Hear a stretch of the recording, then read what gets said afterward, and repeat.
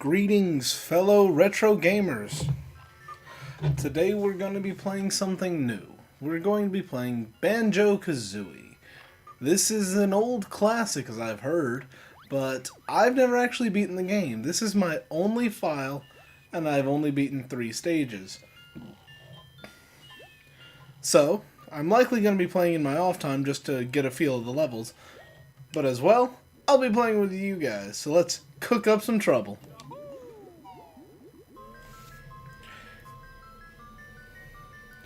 So far, I've really enjoyed this game. I've really not enjoyed underwater portions, though, because I'm just not a fan of having a breath limit. I remember way back in Sonic Adventure 2, that Knuckles level with the aquatic mine, I think it's called. I panicked every time I had to go get that air necklace, but afterward it was so worth it.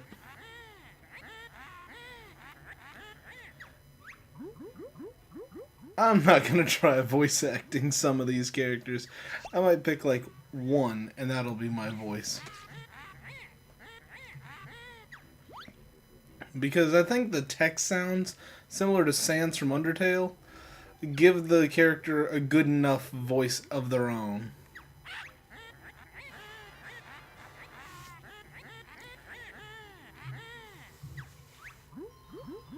Luckily, without voice acting, I don't have to worry about talking over anyone.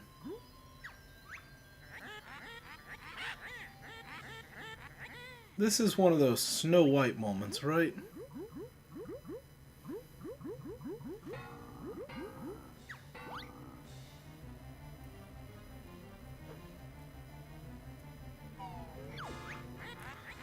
I thought that was odd that the scarf seemed paused midair.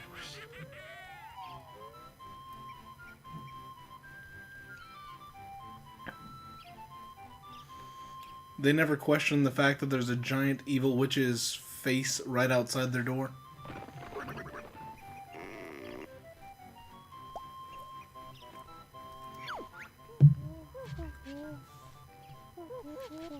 Can I speed this along at all?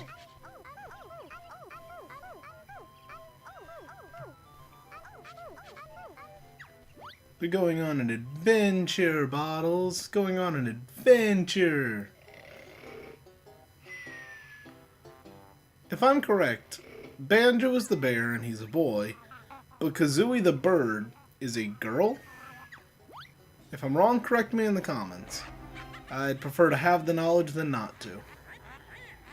I just realized that magic green dust doesn't seem to be coming out of the back of the broom, but the back of the witch.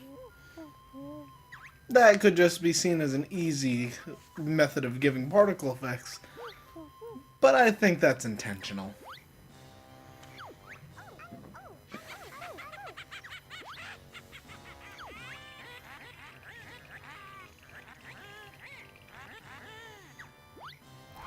I forgot and love the fact that everything Grunty, I think her full name's Gruntilda, says is a rhyme.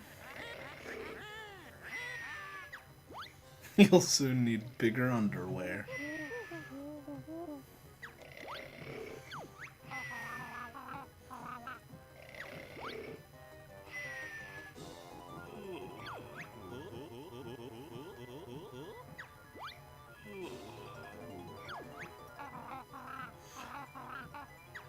So are Banjo and Kazooie like friends? And if so, why? What is their relationship to one another that Kazooie sleeps in Banjo's, not bed, but in the backpack in their house? Sup, Bottles? Why do you have to introduce yourself as Bottles if you live out here? And you know Tootie. Like Cirrus. Just seems a bit odd. Kazooie, be nice. Please. It is Gruntilda.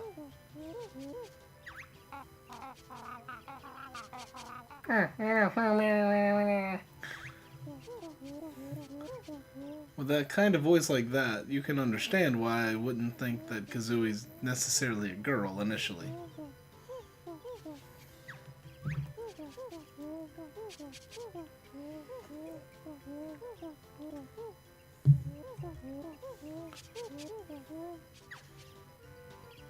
Yeah, I think I'm good enough, because that's all I aspire to be.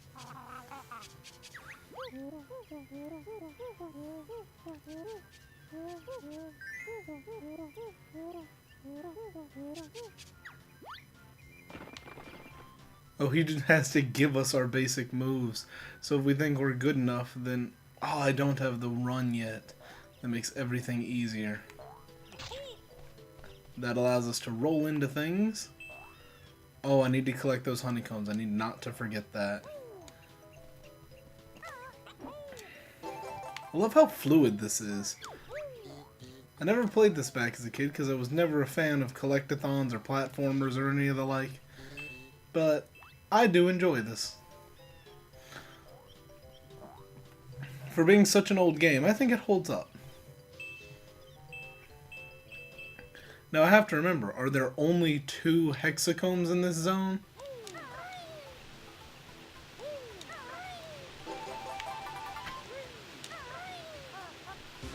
Hurrah, an extra life.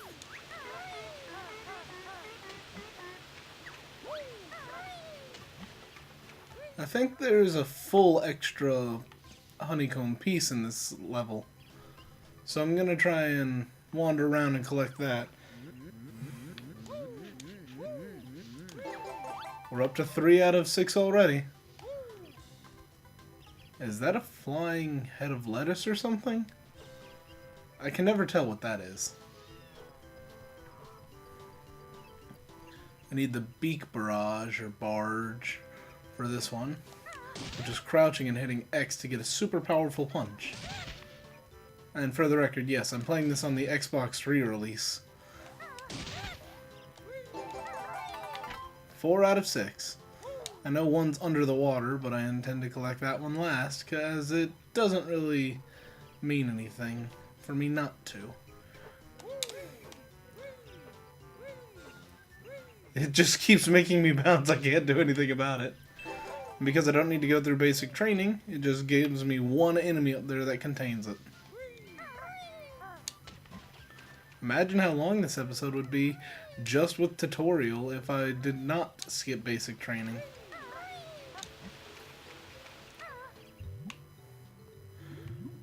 Okay, here's the reason I don't like the underwater mechanics in this game. You can only change your direction or actually get anything done the moment that Kazooie flaps her wings. So, like, say you're about to drown and you need to find an air bubble fast. Well, if you just missed it by using Kazooie's wing flap, you're doomed.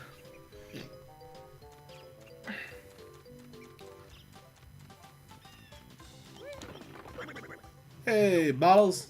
What'd it be?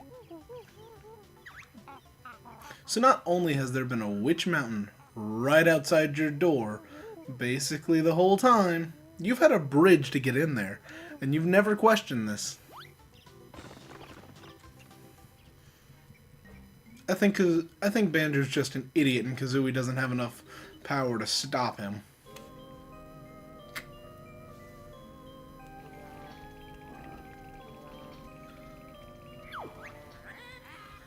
This fine contraption, so I'm told, will make me young and tooty old. I love the rhyming. I don't really know the point of that big lumbering mutated guy.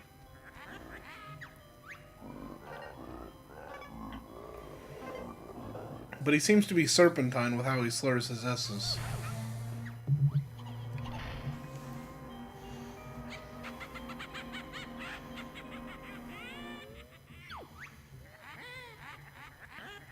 Welcome to Grunty's castle.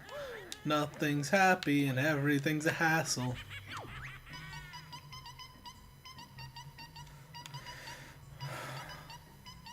Back when I started playing this game first, I did try out voicing everyone.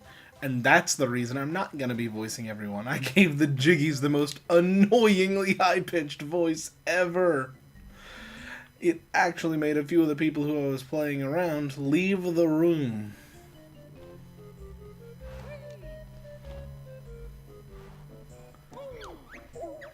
For those of you who do not know and have not played this game similar to me, you collect the Jiggies not just because you want shiny golden puzzle pieces, but because they unlock new worlds, allowing you to collect notes and progress further in the game.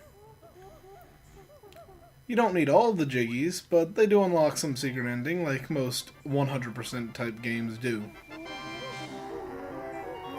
But for unlocking that one Jiggy that was just there, we unlock Mumbo's Mountain, the beginner's world.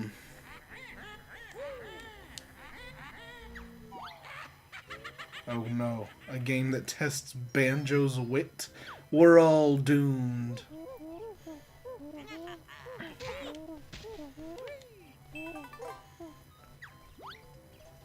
Let's see if the notes start talking. Here we go. Everything in here has eyes and will talk to you. I'm gonna interrupt you for a Jinjo. And I would not know how to pronounce that if it wasn't for, two other YouTubers named Josh Jepson, try saying that 5 times fast, and Tyler Cedarwall, who are the hosts of the Versus channel. You should go check them out. They are much better than me, and it's quite fun to hear their banter. And for the record, Jep Squad for life. I will be trying to do 100% playthrough of this game, as I am a completionist at heart. But with such a task, you also know I'm going to get stuck quite often. This is going to be a longer series than it should be, only because I'm not going to say I'm talented at games like this. I got stuck on that third world for about 2 days. So I might have a walkthrough every now and then, but you're going to get to see my first cracks at every world. Does that sound fair to you guys? However, because this is a beginner world and I've already played through it, I know exactly what I need to do, but I need to get Bottle to tell me, and I keep forgetting that.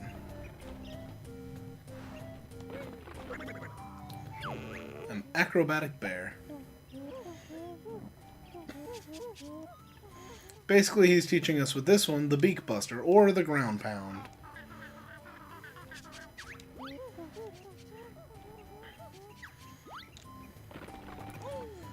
We can use it to bust down these and collect a few treasures.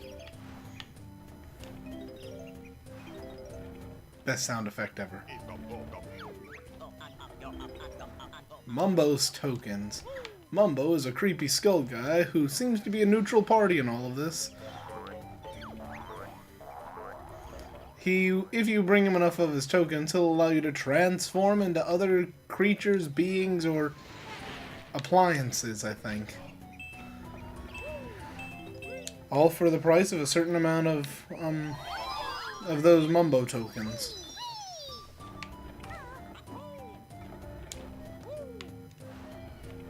This one seems to be a bit harder to get up. Extra life! I need to collect as many of those as possible. And for beating all 5, you get a Jiggy, which there are 10 of in each world. It's not necessary to collect all 10 in each world, like I said, but the notes, those are what really matter. You need a lot of them from each world to at least move on to the next world. And I thought if those are the things that are just scattered around the land, why not collect everything if I need to collect most or all of those?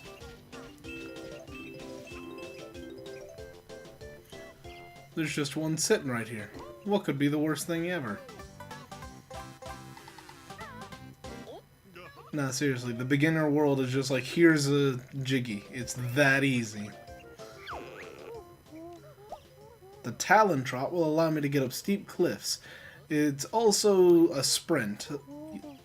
For most people, this is the way to go around the game all the time, as it just gets you around fast, and the only problem with it is, while you're in that mode, demonstrated here, You have no method of self-defense. Nor high jumps if you need them. I saw a Mumbo token back there. And I'm gonna return to get it. But the Jinjos are super important as well, as apparently if you get all the Jinjos, you get a secret thing at the very end. We'll leave it at that for now because I'm not certain if I have my information correct. And I'd rather not be called out as an idiot for claiming it immediately. But to show you this kind of steep cliffs that Kazooie can run on, you can just traverse this with ease as long as you're doing the Talon Trot.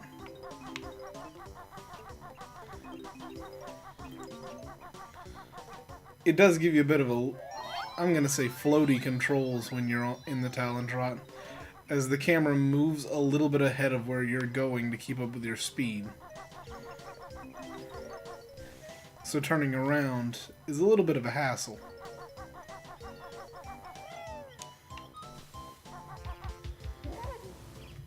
Now we have not Donkey Kong trying to hit us with oranges. And the trick to him is he will always shoot where you are, not where you're gonna be. So just stand on his little holes and you get his secret gold treasure. But gold's not enough for this hungry bear. He wants some orange as well. Orange is not for us, so let's trade it to a monkey. The oranges even have eyes. I think that's so creepy. But Chimpy gets an orange. And we get this little platform and a Jiggy.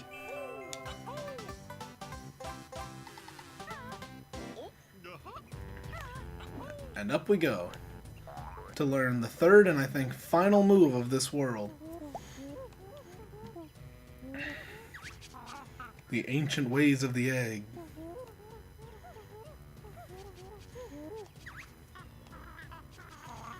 So while you're crouched, you can either fire an egg in front of you or drop it behind you. And these eggs are also why I think that Kazooie is a girl. That, and I think Bottles referred to her as a girl earlier. Whenever Bottles teaches you a move that requires some kind of consumable, like these eggs, he'll give you about half of your full inventory's worth.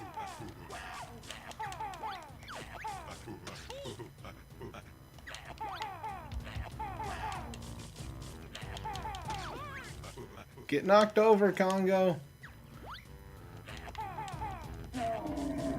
Haha! We have defeated Congo. Conga. But geez, did he give us our baitins. Now before we go collect that, while we're up here, might as well collect a Mumbo token. And this witch switch. Witch switches do not affect what is in the world, but what is out of the world in Gruntilda's lair. Such as at the top of the mountain. These do not count as Jiggies from this world, so that doesn't mean that we're going to collect one in this world by collecting that one out of it. But I believe there is one witch switch, for every world, and it will give you a Jiggy in the in the hub world.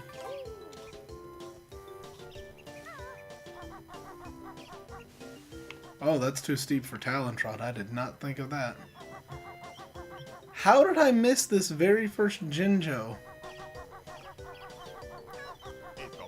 Well, anyway, collecting all the Jinjos also nets you a Jiggy.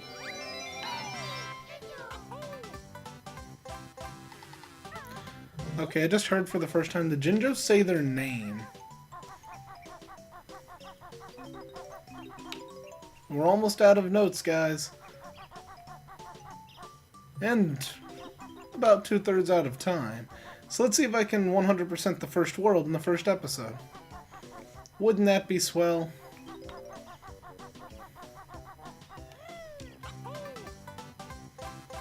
That looked so janky. 3 more of those to go and 10 more notes. And we still haven't even visited Mumbo. Quick check over everything we can see already. Oh, I know where one is. And this one is really hard for me to determine. It's in the middle of this mountain. Oh, that's not a Jiggy, that's a Hexacomb. If I don't collect those, I'll just come back after the episode and collect them myself, because I really do need the extra health. I'm not good at this game by any stretch of the imagination.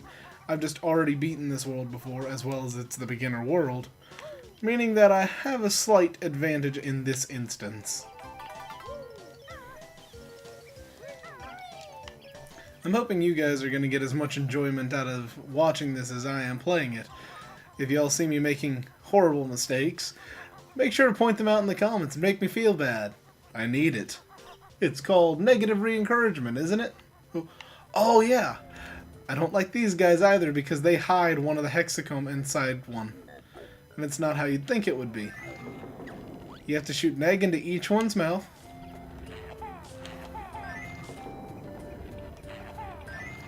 But when there's one left, make sure not to kill him off the bat, as you might not be able to reach that anymore. And for hiding it, punish him and kill him. And collect the Jiggy for it. We only have 2 more Jiggies to go. 1 more Jiggy to go.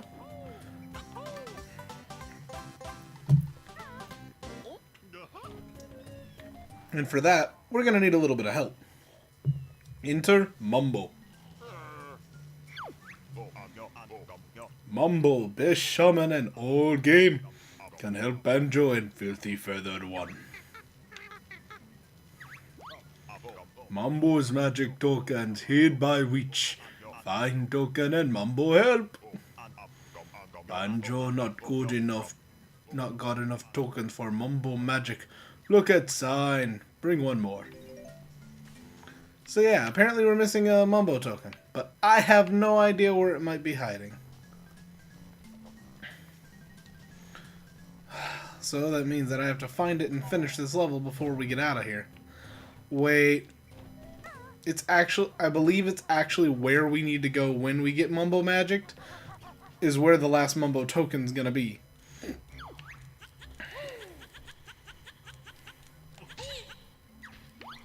Ticker's Tower can suck my bear. Oh, that's too steep for Banjo. But what about Kazooie? That's not too steep, is it? It is. And that's why we need Mumbo magic. He's got a little surprise for us now that we have 5 tokens.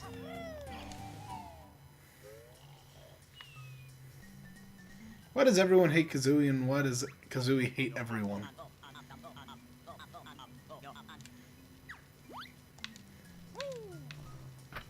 We stand on the skull and press X to be transformed by Shaman Mumbo magic.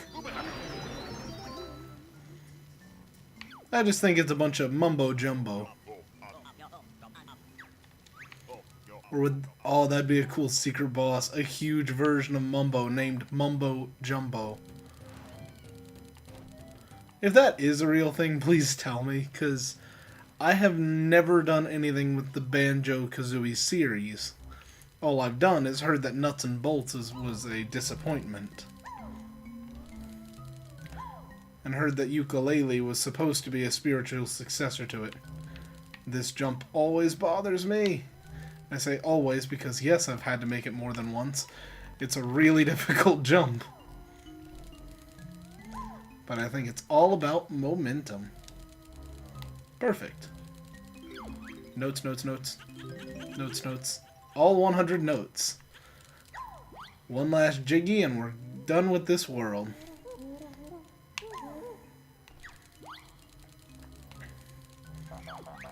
Eggs. The eggs are not as necessary.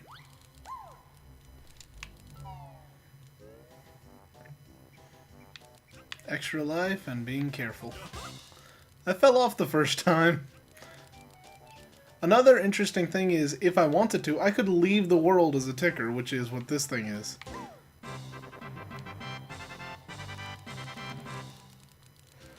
However, I have to come back to Mumbo if I want to transform back into Banjo and Kazooie. So let's just collect our winnings and be reverted back to normal.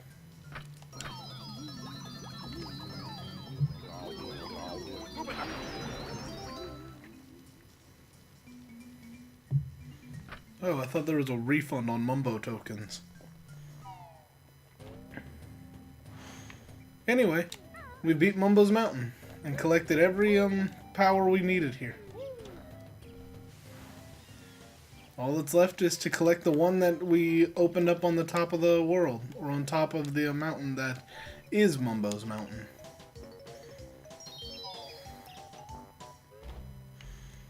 And with our new Talon Trot, don't tell me.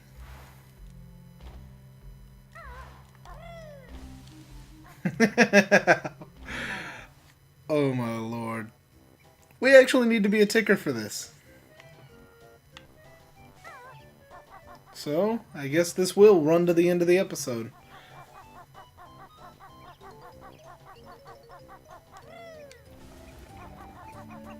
Luckily, they give you that little shortcut once you have the Talon Trot.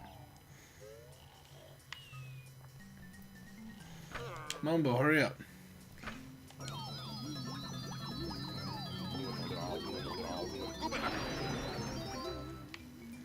Alright then, back out.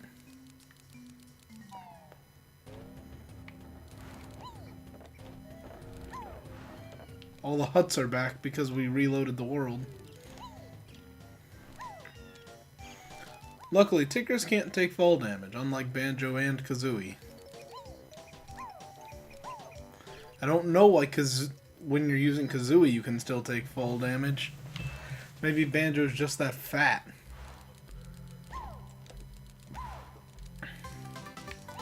And there we go, we have 2 overworld ones. Let's go get changed back then.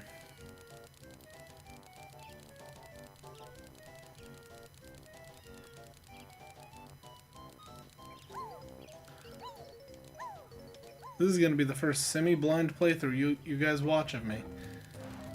Unless this is much, much later, and y'all are just coming back to this one for some random reason after watching a newer one.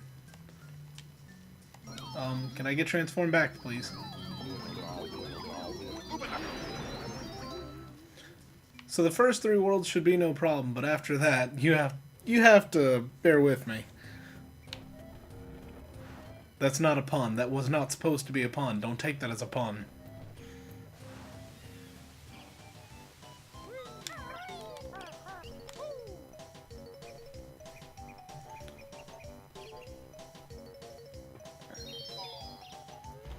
Back to the regular world.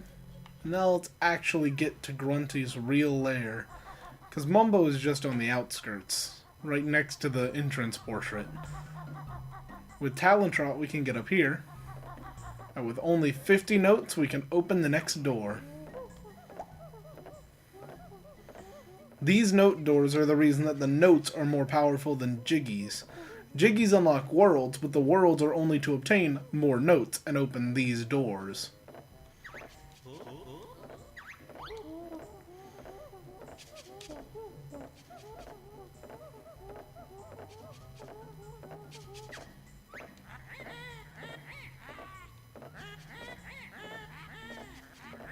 Grunty's giving us a little bit of advice as well, but I think it's more meant to scare us off. Banjo's little happy dance is a good way to end the episode. So, welcome to the new playthrough. I hope to see you guys next time. If you look on the left, you're gonna see a video that YouTube recommends.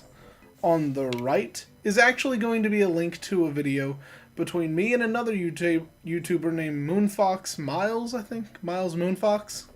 He's an old friend of mine, and we did a D&D stream together. You should check it out and check him out, if you're not already subscribed to him. But anyway, I'll see you guys next time, and have a nice day. Bye!